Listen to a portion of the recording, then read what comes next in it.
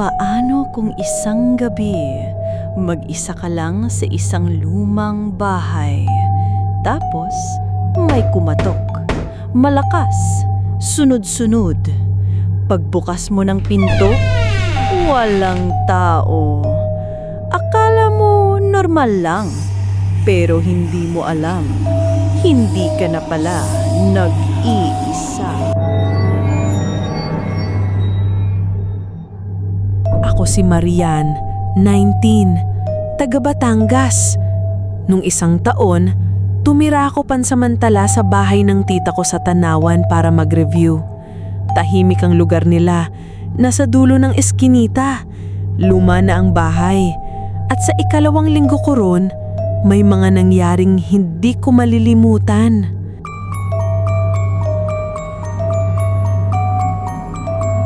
Mga 3:00, nakatulog ako sa sala habang nagbabasa ng reviewer. Mahimbing ang tulog ko nang bigla kong maramdaman na parang may umupo sa paanan ng sofa. Ramdam ko yung bigat. Sigurado akong may tao. Akala ko tita ko o pinsan, pero pagdilat ko, wala. Tahimik lang ang paligid at yung unang sa paanan ko gumagalaw pa, para bang may biglang tumayo. Ikalawang beses, isang gabi, 8:00, nag-aaral ako sa kwarto sa itaas. Tahimik, rinig ko kahit malaglagan lapis. Bigla na lang, may malakas na kalabog sa dingding. Sunod-sunod, parang may sumusuntok. Tumigil ako, kinalabutan.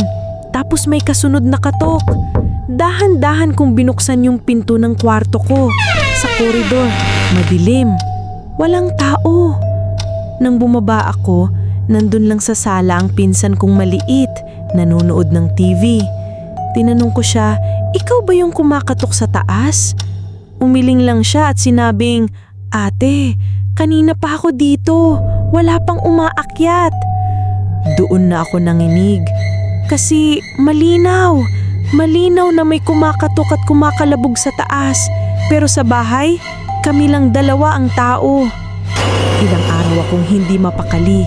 Hanggang sa dumating yung gabi na parang sumobra na. Past 12 na ng hating gabi, gising pa ako. May narinig akong yabag mula sa hagdan.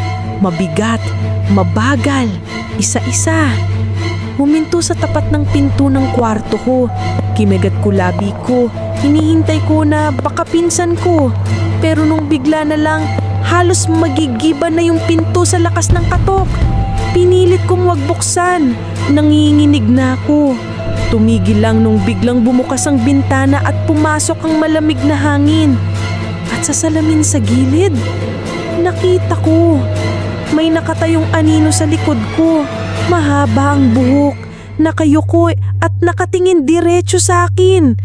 Nagdasal ako ng malakas, paulit-ulit. Ama namin, halos hindi ko matapos dahil nanginginig ng dila ko. Nang bidlang, parang may malakas na humila sa buhok ko. Napasigaw ako at napaluhod sa sahig. Pero sa mismong oras na yun, biglang bumukas ang pinto at nandun si tita. Galit na galit siya. "Bakit gising ka pa?" Sinabi ko lahat at alam mo sagot niya? Mahinang bulong, "Hindi ka nag-iisa dito. Mula nung lumipat kami, hindi kami pinapatahimik ng nakatira rito bago pa tayo dumating." Kinabukasan, umalis ako agad at bumalik sa probinsya namin. Hindi na ako bumalik doon kahit kailan. Pero minsan, kapag naaalala ko yung gabi na yun, parang naririnig ko pa rin yung mabigat na yabag at yung katok na hindi ko malilimutan.